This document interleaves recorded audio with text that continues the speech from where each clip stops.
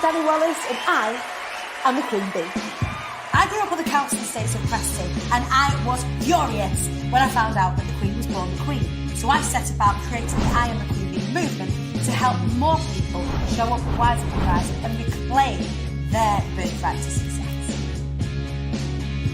There's this quote that goes, aerodynamically bees should not be able to fly, their little wings shouldn't get their fat little bodies off the ground, and bees don't care what humans think is impossible, bees fly anyway.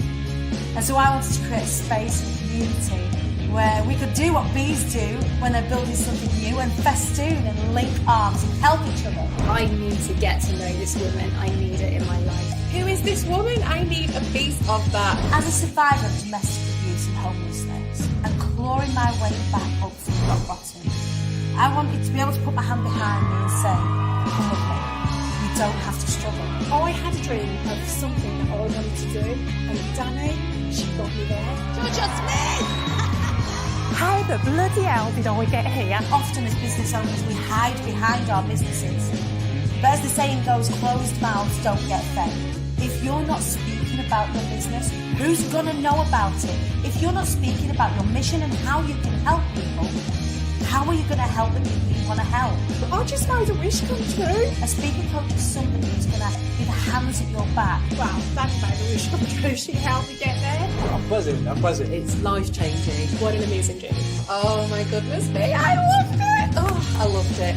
We actively encourage people to be themselves because that's the most magnetic thing about you.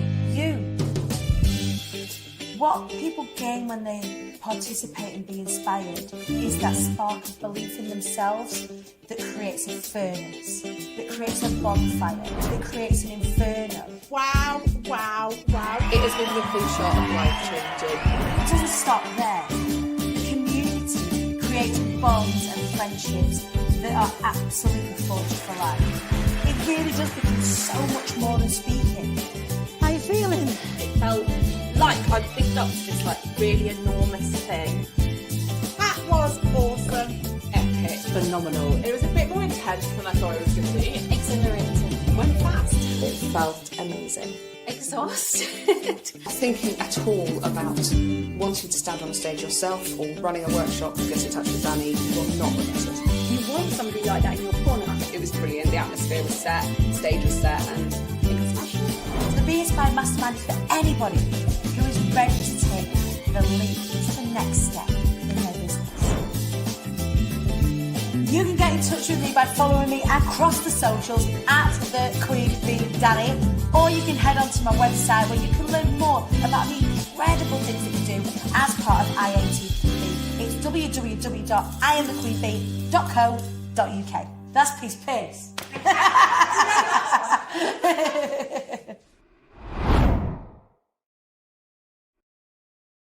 Good morning, everybody. Good morning. Welcome to the Short Wise Show with me, your host. I am the Queen Bee, Danny Wallace, and you are too. I want to watch this without crying with joy. I know. And do you know what? I think it's a bit long for the show credits, I'll be honest with you, but I'm just so obsessed with it at the moment. I think tomorrow is going to be our last day where we show that first thing in the morning. I think we're going to get Wallace on the job of turning that into a slightly shorter title credits. It just, you know what? I feel like it's your 3-minute warning. As soon as you see that come up on your feed, you know, quick, go grab a brew, come and sit down. It's time for the Short Wise Show. How are you all doing? Literally, as this went live, I Am the Queen Bee book arrived. Today is a good day. Amazing, Amy Blaney. I'm so pleased. I am so pleased. So how are we doing? I gained a day yesterday. We started the show. And I told you earlier on in the week, I've been feeling a little bit ropey. And yesterday, I was like, yeah, so it's Thursday, everyone. And I was like, no, it's not Thursday. It's Wednesday. You've got a whole day extra. I was made up, was gifted another day yesterday. It was amazing. So it was a really strange, but really cool feeling. So how are you all doing? Are you good? Last night saw us kick off Be Heard So You Want to Be a Speaker. The course, the program, it was the launch of my life, which is just insane. Just a week or so ago, and all of these incredible people jumped on to Be Heard So You Want to Be a Speaker and also Be Inspired. We sold out. We had to shut the doors. It was insane. But last night was the first night of our course delivery. It was brilliant. The energy was really high and really excited. But also, for those of you that didn't, there's a couple of things that are going on that you can get involved with. So in the IATQB Hive, which is my free community, if you're not a member of it already, get yourself into the search box on Facebook, type IATQB, stands for I am the Queen Bee, Hive.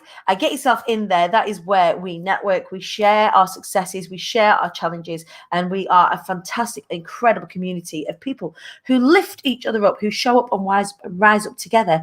But if you are in the Hive, you will have heard that I'm doing a summer swarm. What is a summer swarm, Danny? Well, a summer swarm is where I am going to take to the road. I am going on tour, QB on tour. So starting on the 28th of June, we're going to hit Glasgow, Newcastle, Manchester, Norwich, London, Glastonbury and Birmingham, although I've written Brum there, Glastonbury and Birmingham for a series of one-day workshops. So the Summit Swarm Strategy Days, where we will be looking at the next 6 to 12 months within your business, looking at really sharpening up the focus of where it is that you're going, what it is that you want to achieve, what it is that you want to do, and really forging those communities, those hands at your back, that sisterhood, brotherhood, siblinghood, whoever comes along, you're all welcome, to help propel you towards those goals. A goal, when you share it with a plan and with a strategy, we accept Brum, just like the little car. Oh, I'm so grateful. We'll allow Brum, coming from an official person from that area. So yeah, really to get you guys focused on where it is that you're going on into towards the end of the year, and of course into 2022. Oh my God, I can't believe we're talking about 2022 already. That's weird. So yeah, there's that. The dates were released yesterday. Shall I share with you the dates? I'm going to share with you the dates. I'm going to get them in front of me so that I don't get them wrong, because otherwise I'll be confusing you and you'll all shout at me saying, Danny, when you said that date, you didn't mean it, did you? So let me get the dates correct for you. So we've got, kicking off on Monday, the 28th of June, we will be in Glasgow, and there are 15 spaces on all of these, and then that's it, we're sold out. I want to keep the groups really small so we can really focus. So we've got Glasgow. On the 29th, we're in the northeast at Newcastle. Of June. On the 30th of June, then we're hitting Manchester. And then the following week, on the 5th of July, Monday the 5th of July, we've got Norwich. And then the 6th of July, we are in London. The 7th of July, we're in Glastonbury. And the 8th of July, we are in Birmingham. It is going to be a proper road trip. I am dead excited. Who's going to be there? Let me know. So if you want to know more details, tickets are going to go on sale today for that. I know loads of you. I know London and Glastonbury, I think we're going to sell out today, which is just insane. But if you do want to come along to one of our Summer Swarm strategy sessions, get yourself booked on. Details will be coming to you via email and also in the ITQB Hive today. The next thing I need to tell you, tick off my list. Be Inspired tickets go on sale tomorrow.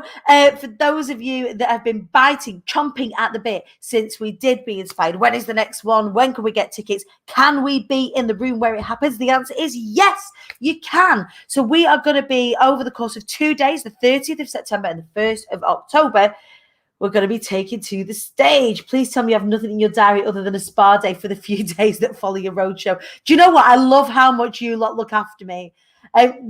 Karen Dawkins got in my inbox the other day and said the same thing. Danny, please tell me you've got a holiday booked in. You will be pleased to know, you lot, and I do love you. Thank you for looking after me. Yes, I do. I do have a holiday booked in directly after me, the kids, and Wallace. We're going to go away and do nothing, or, well, a holiday with the kids. You can't do nothing, can you? But we're going to throw them in a pool somewhere.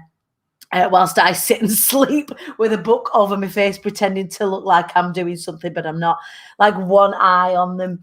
But yeah, I promise you I've got a holiday booked in. But tickets to Be Inspired go on sale tomorrow. So you will be able to get, there's 2 types of tickets. One is to be in the room where it happens, to get your 2-day ticket. You will be, if anyone has been to Be Inspired in real life before, know that we do make a fuss of you.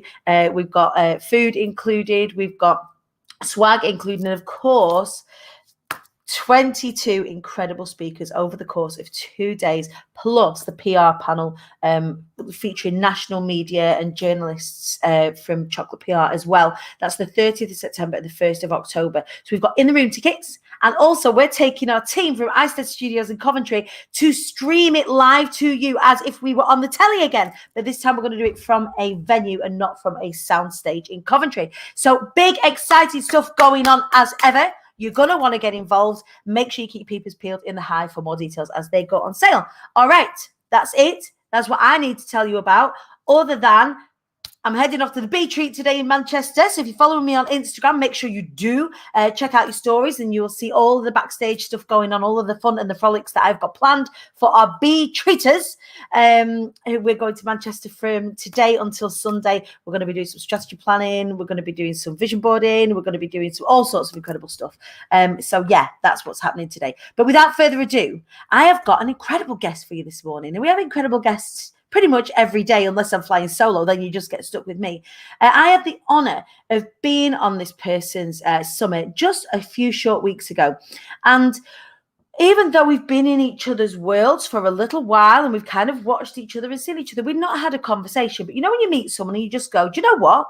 I think you're my people. And that person goes, do you know what? I think you're my people too. That's exactly what happened with digital marketing expert Dawn McGruer. She is joining us this morning. Good morning, Dawn. Good morning. Good morning. I'm so pleased that I've got you. I love it when guests send me their books and I'm like, I love it when people get them. I still get excited when people say I've just unwrapped it, because there's something about getting something in the post still, isn't there? You know, and a hard copy, and also for the fact that I had 400 pages of joy to write, you know, and someone's reading it still. So this is good. Amazing. It's amazing. And the amount of value that's in this book is just phenomenal. It really packs a punch when it comes to digital marketing.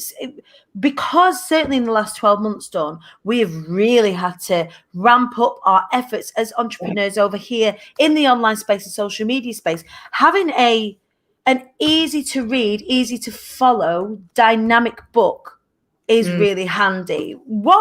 Tell us a little bit more about what it is that you do. I'm just excited. Well, I just posted on LinkedIn about my journey of writing the book, because I think a lot of people kind of go, oh, you know, they've written a book and it was bestseller on Amazon. You know, my real hard truth was when I got my publishing deal, I'd sat in my hotel room. I did 12-page book proposal, a really solid, really, you know, thinking this is going to be the one.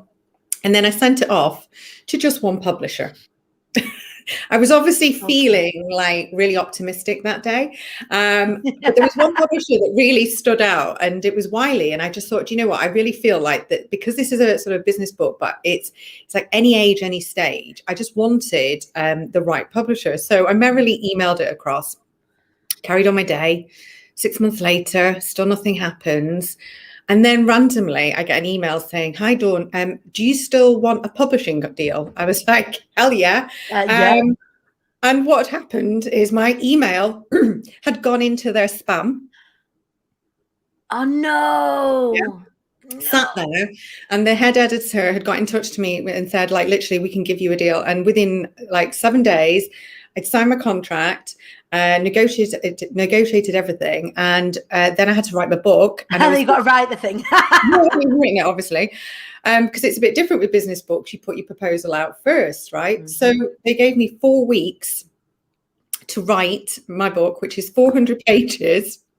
And one of the things that I wanted to put in it was like checklists. So there's like a your turn, take action now, because I think with lots of books, especially, you know, the academic kind of things, it's very theory. I wanted to kind of bring this like real world business kind of flavor to it and give people like a checklist, actions and tools. So writing this, I was just basically sharing that I wrote it, drank quite a bit of wine, then went through the whole panic stage of, oh my goodness, my book is coming out. Imposter It's like a whole syndrome. birthing process, and it's like you get transition, you get mild contractions at the Oh my start. God. You I was get like, the I ring of went from fire. excited to having a nervous breakdown in like a sort of a 6-hour period. And then when my book was actually coming out again, I went through it all again. And then when people started getting the book, that was when, do you know what? I just felt so happy and getting that feedback. I mean, you'll know with your book that it's just when people get an epiphany or a little, you know, small change, that just makes it all worthwhile. So, you know, we're 2 years on. What we in now? 2021. Yeah. So it came out in 2020. I don't know. I'm a year on. Yeah. It's been March for about 2 years now. I know. So a year on. It got bestseller before it came out. I won a couple of awards, and then I drank some more wine. So it's still an evolving process. It's still coming into its own. So it's great. And someone emailed me from Singapore yesterday saying, "I've just got your book." So yes, all very exciting. It's amazing, isn't it? That one of the things that I get really excited about, and I love it. We had a little bit of a flurry of activity over my book just a couple of weeks ago. Amazon decided to knock the price all the way down to just like it was ridiculous, like £3 or something like that. And I just shouted out to the house, I was like, "Hey, my book's £3, go and get it quick." And we shot to the top of the charts. And then I'm getting emails like you say from Australia or from America or from Italy. "Oh, we've just read your book. It's amazing." And when you start to see the global reach, that when you put that work in, and it is work, it's not sexy work when you're doing this sort of stuff. It's hard graft, isn't it? It is. It really is. And I, like you, did it in just a few short weeks. There was a lot of wine and a lot of coffee and a lot of tears. Oh God, yeah. Very emotional. It's very emotional. A lot of naps and stuff, trying to like get it all in. And but when you see the impact that you can have, and particularly for your book, so your book, done dynamic digital marketing, master the world of online and social media marketing to grow your business. This is definitely, like you say, even with, you know, like a publishing deal and having a book release and it going bestseller and all that sort of stuff. Have you found that, like you say, it's coming into its own now? People need this more than ever, don't they? Yeah. I mean, marketing has changed more in the past 5 than it has in the past 50. And I think one of the things you find is that digital marketing is such a big topic. It's almost like overwhelm. So like sitting down and going, today I'm going to do my digital marketing, you know, or even your social media. It's like, what are those actions? You know, what is it you have to do? So for me, with obviously training all of the time and, you know, teaching qualifications, one of the biggest gaps was people actually knowing what is the exact actions I need to take, in what order, and what are my priorities. Right. So with the book, I just felt like I had to get this all out so that people could kind of get over the overwhelm and actually start doing things that were having impact, because you can go onto social media, fluff around for like 4 hours and come away and have achieved nothing. And you're just in a scroll hole sometimes. Like so many people, I see you guys do it, watching at home as well. You're like scrolling. Your other half goes, "What you doing?" "I'm working." "Oh, you bollocks." Yeah. You're scrolling. Consuming. And the thing is you fall into the trap of consumption, and then you start your eyes start going to other people. Then you get the FOMO. So it's kind of bringing it all back into line and just kind of having a layer to focus, like what is going to work for me today, and like what are the things I need to be doing that are actually going to take me to the next step. Because, you know, it's tough out there at the minute, and, you know, people need to be thinking like, where am I getting my next lead from? You know, how is that going to convert into a profitable customer? So breaking it down so that, you know, it might feel aspirational, but it feels truly achievable. So whatever your goal is, it's like, here's the steps, this is the order. So even if you're starting out, do this bit first and then progress. So I just wanted to also tell people what to use. You know, like people go, "Oh, I don't know how to use video," or "I don't know what to do with this. What kit do I use to record?" And I just thought I need to just get all that out as much as I can. And then when I did my book, the point where my mum said, I think this is when she kind of thought your book is doing really well, is they live part of the time in America, and she went, "Dawn, your book is in Barnes and Noble." As if it's like the thing. It's like us having it in Waterstones over here. Barnes and Noble is a big thing. Well, this is it. So when I said to my mum, my book's going to be in the shops, I think they were all like, okay, that's fine, Amazon and wherever.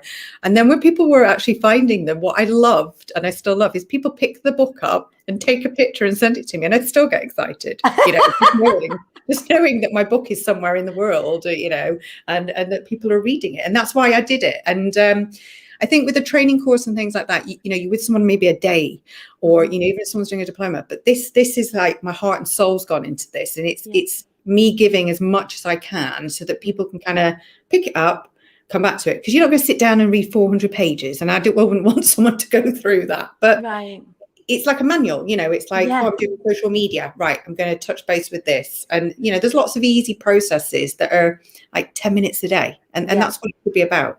They're like little chunks of training, isn't it? So that it's not overwhelmed. If you think that, some books, and I know a lot of us in this community are avid readers and avid consumers of business books, development books. We should all be in a state of learning as best we can to improve what it is that we're doing. But there is this overwhelm. You sit there with a tome and you think, oh God, I don't have the time to sit there. Being able to extract what you need to extract, learn the thing that you need to learn, and then pop it to one side, master that, and then come back to the next bit is so useful. But I mean, Dawn, what I wanted to ask you about, because I'm curious, I wanted to ask you about LinkedIn. So the majority of the audience that sit here, obviously we're on Facebook. This is where we hang out. This is where the show sits. And for businesses particularly, LinkedIn, if you sit within the Facebook realm, often LinkedIn is a missed trick for a lot of people who specifically are in the service industry or product-based industry. They think that maybe LinkedIn is just for the corporate sector. That's just where the HR facilities go and hang out with each other, or that's where the recruiters hang out. What of LinkedIn for entrepreneurs? Because I know that is a real skill of yours and a real area of expertise for you. Oh, it's my favorite network, hands down. And people think I'm crazy, but I mean, I just did an article not long ago for Forbes, and it was all about making the most of LinkedIn. And I had so many people contact me because they were like, I just never knew that actually I could do this, this, or this. So LinkedIn, if you think about it, came back out 2002, before even Facebook did in 2004. But still so many people have no idea kind of like how to get the most of it. And I get it, because it's clunky. It doesn't look user friendly. It's getting better, but it's quite easy to go on LinkedIn, scroll through, and then kind of come away and, achieve nothing. So there's a couple of things with LinkedIn that, if you think about Facebook pages, trying to get reach on there without advertising is like near impossible. Because they want you to spend the money. So yeah, of course they do. I mean, LinkedIn is the only social network right now, really, other than probably like TikTok and Clubhouse, that you can get free organic reach. And to get a post out there, I mean, if I did a post the other day, it gets about 5,000 views per post. And then you're getting comments, likes, and shares. People will engage. I think the thing is traditionally people thought LinkedIn was like a careers network. Now it's like your full encompassed, like human social network. We're actually bringing a bit of personality to LinkedIn. So when I'd go on and tell a story, like I posted about my book saying, I wrote it, drank some wine, went through imposter syndrome, people get it. People see you, and you can tell your brand story, show up authentically. It's not all about the HR and recruitment. And I probably get about 80% of our leads through LinkedIn. People every single day, I'm getting maybe 150 connection requests. I'm getting DMs, people wanting to get involved with things that I don't even advertise, like speaking, consultancy, in-house training. I don't talk about any of that, but by showing up and telling people what I'm doing, positioning myself that way, just by telling my own day-to-day, people get to know what you do. So it's easier to stand out in the crowd there. Like visibility, even if I've got someone who's brand new to LinkedIn, within a week, something is happening that is actually impacting bottom line, in the business. And this is the thing. I would urge you, if you've not used LinkedIn, or you've maybe kind of not used it for a while, go and zhuzh up your LinkedIn profile. Just kind of get out there, like what it is you're doing right now. It needs to be clean. And most of my sort of engagement comes from people just finding me, so I'm sort of like doing my own thing, merrily, walking around, doing all my work and whatnot, and people are finding me. And this is the difference, on Facebook, you don't have that same visibility, with the ease.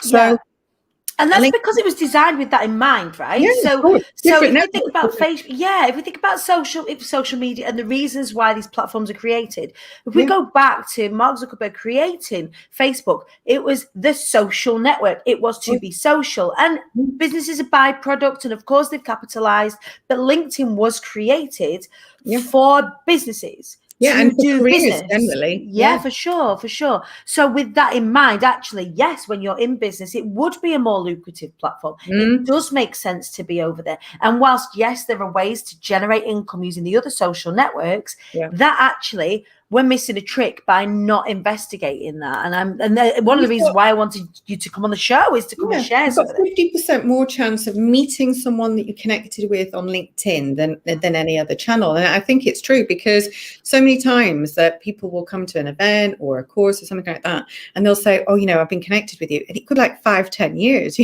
and then eventually that, it becomes relevant and they take action. Yeah. So for me, my biggie is to get to 100,000 connections this year. I've got a bit of a way to go. I'm 30,000 direct connections, same in followers. So there's still a bit of a gap. I mean, it's still a wedge in it. It's not so bad. It's all right. It's taken me a while. I've only been working in digital for the past 20 years, but I want a quality network. And this is where people worry, it's not about numbers, actually. I mean, yes, okay, I'm setting myself a target, but I'm quite a way along the line.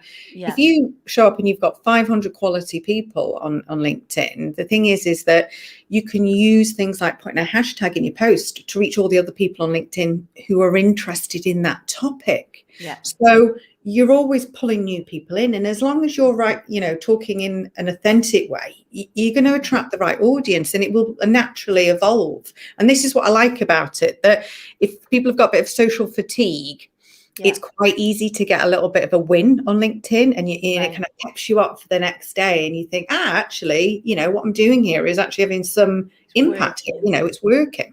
100%. Kate Davis is just asking, hey, morning, Kate Davis. Just followed you, Dawn. Is there a science behind whether people should connect or follow? I noticed that you prefer to be followed. Is that just down to numbers, or does that affect what people see? It's the capacity. So the reason I've chosen to be followed is that you can only have 30,000 direct connections. Okay. I maxed at that point, and then I moved on to being followed. Right. So it's not a science. I would start off with the connection, because as soon as someone connects, it's a deeper level. Someone's actually having to kind of reach out and accept it. And it means then that the first batch of people are going to be real quality. Like, you've checked them out. You're like, yeah, I want to connect. And it makes sure your audience is right for you. Yeah. And then afterwards, then anyone obviously can follow. But then you've got this baseline. You've almost set out your stall, and people will know, are you the right person or not? So that hopefully answers that one. So start with connections and then grow to follow. I guess, again, if we look at Facebook has a capacity of 5,000 friends. Yeah. Arguably, if you've not got 5,000 people engaging with you, you're probably better keeping your friends and allowing yourself to have followers. It's it's a very similar thing, I would have guessed. Shona Brandy, LinkedIn for me is where you get stalked by dodgy people from your past. Oh, goodness me. Came off years ago, but venturing back in now. LinkedIn to me is a platform of unsolicited recruitment messages and bad debt services trying to slither in. So you know what I was just going to get to that. Is, first of all, like on LinkedIn, people say, I get these people coming to me and trying to connect with me, and I don't know them. Well, you're going to get that, but the majority of people who connect with me, you have to go through, ride the storm a little bit, just to kind of get rid of that. Because the more you connect with people and you build your network, and the more you gear your profile to this is me, do not contact me if you're this, blah, blah, blah, it just peters out. So you have to give it kind of a couple of weeks until the stalkers stop stalking, and the recruiters stop trying to recruit you. But mostly it's to do with the fact that you've not completed your profile for what you stand for and what you want to be contacted for. The other thing is if people try and connect with you and you don't want to connect with them, just don't connect. I mean, also, if someone connects with you that you don't know, if you have a look at the profile, they look genuine. You're not looking for a customer here. You're looking for someone valuable to your network. Connect with them. And you know what? You're not moving in with them if you don't like them. You're not marrying them. You could boot them out. Go to the remove connection, and they'll never know. They don't get like an email You don't saying, get, Danny's just disconnected from this you. is awkward, make it more awkward. Yeah. So do you know what? You've got to also, when you connect with more people, you'll see all the right things in your feed, and then you start following topics that are interesting to you. So it just takes maybe a couple of weeks until it sells right, and you cancel out the white noise, and the stalkers go away, the recruiters leave you alone, and the world is a happy place again. Yeah, absolutely. Another question. Are we okay to ask you questions whilst you're here? Is that all right? Well, I questions. love it. I know the thing is, we've been talking about LinkedIn. We're riding a little wave as a community to LinkedIn, and it's amazing that you're here this morning, because actually having an expert in this field who has literally written the book on that kind of connection is just so helpful. And for me, I'm like I've got my pen, I'm taking notes. Another question from Kate Davies: if you have old connections or those who are not your tribe, so coaches who coaches to 30k months, should you filter out from time to time, like on Insta, or doesn't that affect the algorithm? So I mean, I do have a little bit of a spring clean of my network, and literally my policy is, if you can't be bothered filling your profile in and you don't have a picture, goodbye. It's a bit like having an empty page on a website. The thing is when you go on to LinkedIn, they're judging how savvy you are based on who you are connected with. So it does have an impact, because you're being ranked, for what you do. So I'm ranked in the top 1% globally for digital, because out of my peers, my network, and everyone else on LinkedIn, that's where I sit. So you will have to go through a little bit of getting more people into your network that are right. The thing is that there's no kind of right or wrong, depending on if you're a coach sometimes, because it could be people in their network that are valuable to me. Got you. So quite often I'll get someone who comes to me and says, Jack such and such has introduced you or recommended you. I've never worked with that person, but I'm just in their network, so they're seeing what I'm doing. Yeah, and if you're consistent, then they think of you. Oh, that Dawn shows up all the time, then I'm going to recommend. And you'll also find that people unfollow you, and that they disconnect from you if you're not right. So if you're showing up, putting your content out, and it's like, this is me, they'll either like you and stay, or they'll bob off, which is exactly what you want them to do. Yeah. And it will just kind of come into its own the more that you connect with the right people. But don't just sit there and expect to be the chosen one. What do you mean? The joy of my master. Have you seen Toy Story? Always that. That's why recruiters come and hunt you down. You have to kind of be proactive and think, right, today I'm going to find 10 people that I want to connect with. And that you just craft this network, and then it just becomes more and more powerful as you build this community. But you can't be the chosen one. You have to be the chooser. Yeah. And that's and that's perfect. Like, you've got to be the chooser. When it comes to being the chooser, and I know this is a sticky point for many people, including myself, even though I pride myself on being able to build relationships, I am a networker. That is, part of one of my joys in life is connecting with people. I think it fills my cup up. I'm an extrovert. I like other people very much, and I'm very nosy. But that initial outreach is a little bit of a tricky one, I think, for a lot of people, especially if they're new either to networking, building their business via social media, if they've not had to do that before. Say if they've come from employment and now they're in the entrepreneurial space or the business owner space. That first connection on LinkedIn is a little bit of a funny one, and lots of us have fallen victim to that.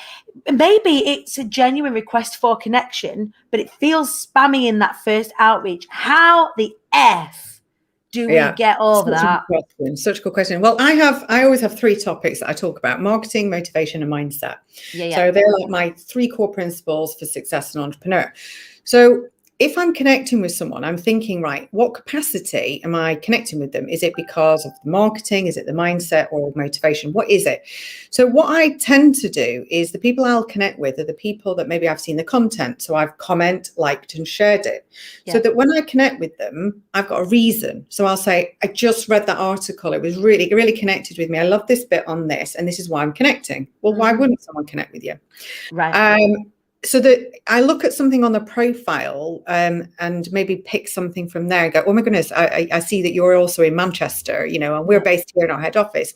So I try and find a point of commonality or a specific reason to connect, that people are like, this is a valid human being, and why the hell shouldn't I connect with them? So I think you've just got to think, what is your motivation? And if it's someone that I'm inviting on a podcast, or I want someone to get involved in the business somehow, I try and kind of make it as personal as possible. And I'm a massive fan of when you get a message from someone, or you send a message to someone on LinkedIn, don't just go to the default type. You know, you want to stand out, right? And cause ripples. You want someone to remember you. So use your phone and go into the messages, press the microphone and speak. Send a voice note.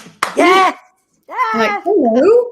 And then, do you know what? People find, like, you know, too polite not to reply. So it's like someone saying, hi, how are you? And you're going, and it's like, yeah, it's like leaving a voicemail for someone and not replying. So, you know, we have etiquette, don't we? So people reply. And I think the thing is when you connect with people, you've got to think about, how do you build that relationship? Because you don't want just like a tribe of people there that mean nothing to you. You've got to kind of build on it. So what I do to kind of get that deeper connection is when someone reaches out, connects with me, I speak to that person and ask them a question just to try and find out like who they are in my network. I don't do the why did you connect with me, because no one can be bothered answering that. Because I want more connections. It's obvious, is it not? Like, I haven't got time to answer 150 of those.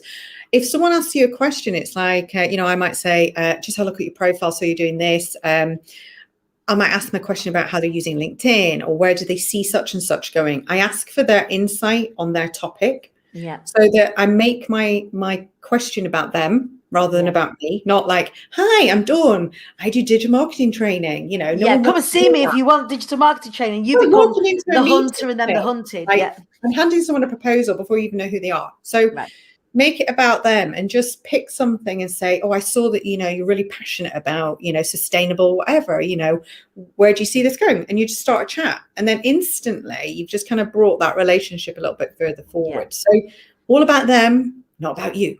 Yeah. And then within the connection, then those business conversations happen. It's the same when you go to networking meetings regularly. It's all the same, but it's just in a different platform. So you don't go to a meeting or an event and say, hey, I'm a public speaking coach. Let me know if you want help with public speaking. Like I want to tell them I'm a bit nervous. I mean, I am shameless, but not that shameless. Yeah, exactly. This is it. But this is, I always say, like, if you treat your newsfeed like a networking event, you're going to show up in a more human way. So like if someone's written an article and it comes in your newsfeed, just imagine like they're in front of you going, I've just written this. And you think, what human reaction would you have? You're like, wow, that was really interesting. Love the stat about this. So just try and imagine these people in the room with you and how you would react. And don't just scroll past. Show someone an act of kindness today and just step out. And if you've consumed it, just press like, give someone some glory, because do you know what? They'll do it back, you know, and this is what it's about. We're too scrolly. We need to stop. It is absorption and consumption, isn't it? And actually the interaction happens when the interaction takes place, and that is a two-way street. And you have people that are creating brilliant content that we are consuming. Thank them for it. Say, you know, hey, do you know what? I really enjoyed that. Thanks very much for writing that. Made me think. And when you do that again, what you're doing is you're creating that connection. You are showing that person you're interested in them, and that's not in a predatory way at all. Yeah, people will bond with that. Right. It is such a great way to look at it. And often when we think about LinkedIn, we don't think about that. Like here on Facebook or on Instagram, I think we kind of get it. You give love, you get love. But it works in the same way. LinkedIn, I think people think they're entering into like a political debate. Right. It's like, you know, if someone's written something, you don't have to kind of do war and peace. It's just like, that was really interesting. Thank you very much. You know, and if someone, again, comments on yours, don't just thank them. Ask them a question back. You know, just try and think, well, if I was there with the person, what would I say? And just try and act it out. And then you start getting into the flow, and then people start talking to you and things start happening. And you're like, lovely. But it just is, and it's such a relevant conversation to be having right now. It really is. As you know, our community, the IoTKB community, is definitely doing some more work around LinkedIn, and I just think it's so pertinent and timely. But don't tell me a little bit more about you. Tell me what brought you to this work. Okay, so crazily, I started my business at 21. I mean, I don't know whether I was just feeling very, very confident in life or just a bit arrogant. Why I have no not? idea. We're just a bit crazy. So I got my offices and I started Aurora Marketing. So my agency is still going strong. I'm 42 now. So yeah. So it's going strong. Yeah. And the Love thing it. is I started working in online marketing when online marketing started. So one of the first things that happened is all these agencies wanted to work with all the sexy brands and the fast fashion and everything. I was working with like biochemists, industrial, manufacturing, all the B2B stuff. Yeah. And I thought, do you know what? If I can master social media in those areas, I can blooming do anything, honestly. Yeah. That's what I felt like, because it was tougher. And I got a fellowship from the Royal Society of Arts in recognition for my efforts working in business with social media in my 20s. And that was pretty epic back then. And then one of the things that happened was I felt everyone was a guru in the online marketing space and everyone was doing training courses, but it was all their own kind of thoughts. There was nothing best practice around it. And I kept getting clients coming to me saying, Dawn, I've been told to do this. There was people who've been disqualified from Google because of their SEO. They've been doing things they shouldn't be doing. And I thought, you know what, we need to bring in some actual, like, this is going to work. Standardization sort of stuff, isn't it? So I got our academy started in 2005, Business Consort, and literally got accredited by the Chartered Institute of Marketing. Really tough. It took us like 6 months to do. And once we got the accreditation, we were doing training courses and then qualifications. And, you know, in schools, in universities, you're not taught digital. You're not taught like entrepreneurism and business. So this for me was a massive step forward. So we're kind of like standing today at like 29,000 students trained and certified. Amazing. I mean, crazy, isn't it? But it's crazy. And at 21, so starting all this at 21, if we think about the general, I say rule of thumb, sort of commercially from a media point of view and society expectational point of view, you know, we go to primary school, high school, college, university, we go and get a job and then off pop into the sunset, get married, have kids and divorce and whatever it is, die, whatever. But at 21, I remember having the spirit of entrepreneurialism about me, but it wasn't a proper job. And remember so much so that actually I came back to the UK to come and get a proper job because I thought that's what I had to do. I was petrified of working for myself. I didn't know how to work for myself. It was a really brave thing to do. I don't think I did either. If you say that again. I don't think I knew what I was doing. No. Well, I mean, you know, I learn on a very steep learning curve. I mean, for me, if I'm honest, the reason I did it, and I think back about this, I did my first book, Character Building, back then. So 20-year gap between two books. And the first book, Character Building, was to raise money for cancer research. And Philip Schofield was involved, Sir Nigel Hawthorne. I mean, loads of celebrities. 37 different stories of people that were inspirational, all about overcoming adversity. Now, how this had sort of set in, when I was sort of in my sort of late teens, early 20s, I went through a really traumatic point where I had 6 deaths in 6 months and changed my view. Like, I wasn't academic at school. I found it quite slow paced. It just wasn't my style of learning. So I didn't really have I just didn't really have to show up to do stuff. And it, you know, and it was just a constant battle. So I decided, obviously, when this happened, that like, I'm just going to change my whole attitude to life. So I ended up getting more qualifications and becoming qualified in sort of teaching. And, you know, I'm teaching diplomas now, level 6. But I did that because how society was driving me wasn't how I wanted to be driven. And I just thought, you know what, there's far more to life and far more important things. And I'm going to do what I want. So whether that was just a good thing or not, but it made me a risk taker because I thought life is short. So if I want to do something, what's the worst that's going to happen? And my dad always used to say to me, if I rang up and moaned, you know, he'd go, Dawn, you've got your health, your leg's not falling off, you know, whatever, you're fine. It's character building, right? So as much as it was annoying, I wrote this book about character building because, do you know what? I thought if I'm still like here, showing up, feeling this, what is what could get worse, than Yeah. losing 6 people? Mhm. So I have to carve out what I want for my life. And I actually, after meeting 37 people who had such adversity, and very inspirational, like a 17-year-old who had like 7 episodes of cancer that he'd gotten through, and, meeting people in the Christie and stuff like that, I just thought, wow, so what? I can fail. And then it made failing a lot easier because I failed a lot. Right. Yeah. And anyone who thinks like, Dawn, 20 years on, right, I have done lots of things, but I've had some blooming epic failures along the way. Yeah. I've had some emotions, I've had some tears. I've had I don't think there's any any successful person that I know. I'm really, really lucky in my job that I get to interview successful people every single day. I don't think that I've come across one successful person who doesn't attribute their success to failure. Yeah, of course. And the thing is that you have this sense that, I had a drive and I had a passion, and, that was either going to be like a dangerous thing or a positive. and it kind of was a bit of both, really. So, I knew what I wanted to do. And if I hadn't had that experience, I don't know whether I'd have had the drive and the passion to kind of just go off and do it. I don't know. I mean, it's a scary world, starting a business, and I probably would think about it differently at 42, but I'm doing new things all the time, like you are. I started off with Business Consort, and then I've got McGruer.com. I started my podcast only last year. And I think the thing is every time you start something new, it's the same thrill, but the same panic, and I don't think it will change. And I think that's what still drives me. I think it's like being like Madonna. Like, if you think about Madonna, she has so many iterations of herself, and each time she's still Madonna.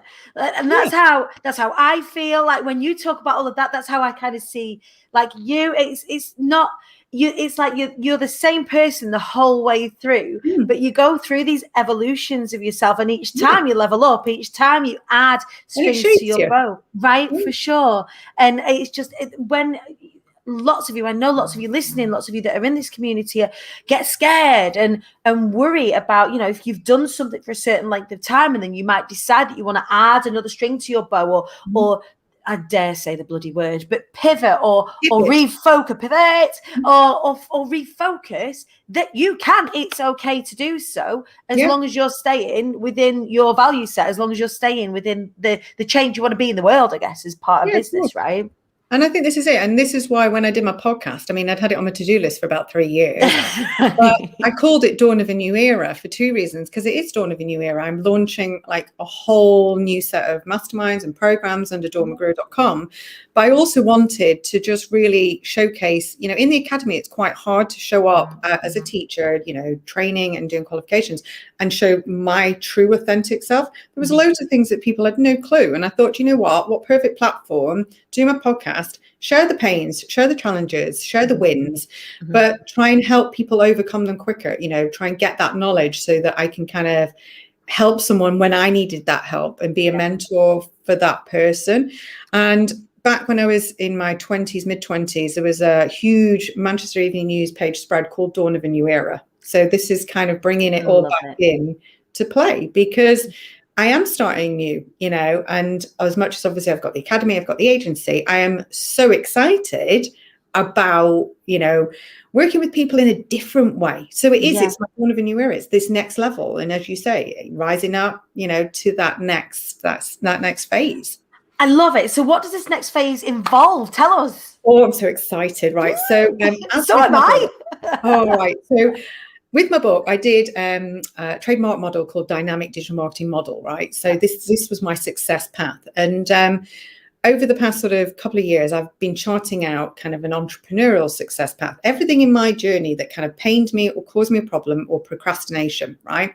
And I started putting in like all the things that I wish I'd had and built a model. So basically there's 6 areas of this model. I can't tell you the name of it yet because we're just about to launch in September. And so I'm speeding it out slowly. I was going to say, come back on in September, then we'll come and tell us all about it. Right. So I wanted to do something that was a bit of a hybrid. So the bit that I always wanted, in my 20s and 30s and things, I just wanted someone, instead of just going on a training course, right? I wanted someone to actually just kind of be there with me, like a sounding board. And one of the things that I found difficult in business is that I could say I was doing something and people would just be like, right, okay. I wanted the challenge. I wanted the sense check. I needed that sounding board. So I've developed a course, but with a mastermind, a hybrid, so that it's like, I don't just want you to do it. I want to like show you what to do and be there with you. And I the bit I want is to celebrate the success with the person, because when someone comes on a training course with me, as much as they go off and like, 83% of our students get pay rises and promotions and things,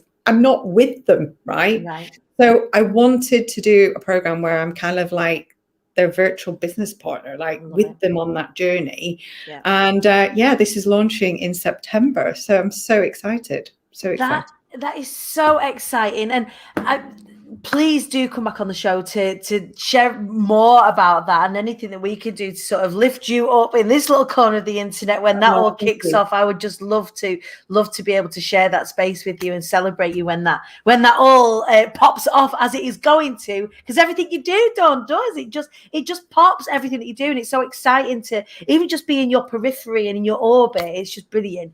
Dawn, how do we find out more about you?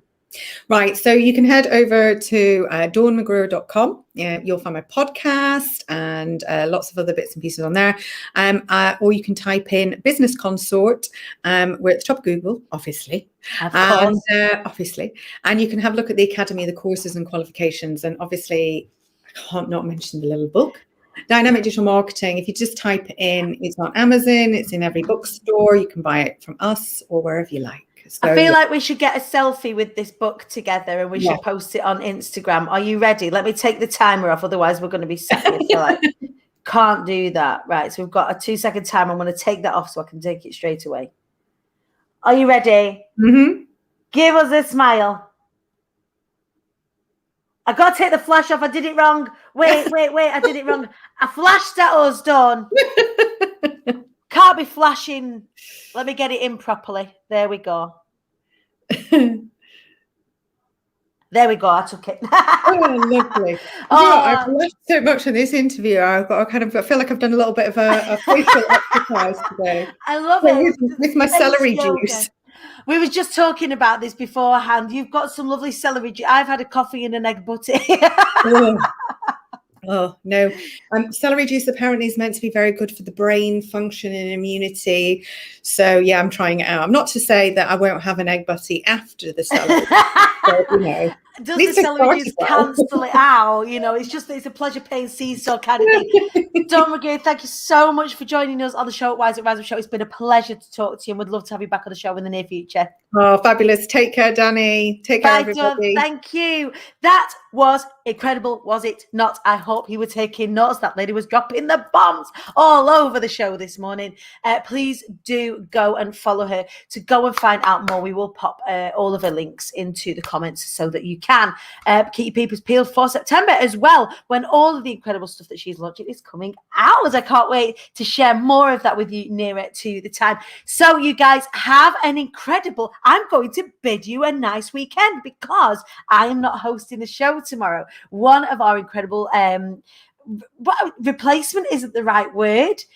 Who do we have? Kate Davis, is it you? I think we've got Kate Davis hosting the show tomorrow, who is going to be joined by one of the fantastic members of the Story Mind. Natasha Bray's Story Mind is going to be joining us tomorrow to talk to you about her experiences, and also, it might even be a winner. Oh, I don't know. Who's on tomorrow? I'll tell you. I'll drop you all a little note later on, tell you who's hosting for me, who's taking the helm. One of the beautiful things about doing what I do is that eventually my clients get to come and host the show, so I can have a day off. Although it isn't a day off, we'll be on the Bee Treat in Manchester. Make sure you're following me over on Instagram at the Queen Bee Danny for all the behind the scenes of the Bee Treat and details of how you can get involved with a summer strategy swarm. Have a phenomenal weekend, you lot, and I will not be, but the show at Wise Up Rise Up Show will be back here at 9:30 tomorrow with more showing up, wising up, and rising up. Take care of yourselves.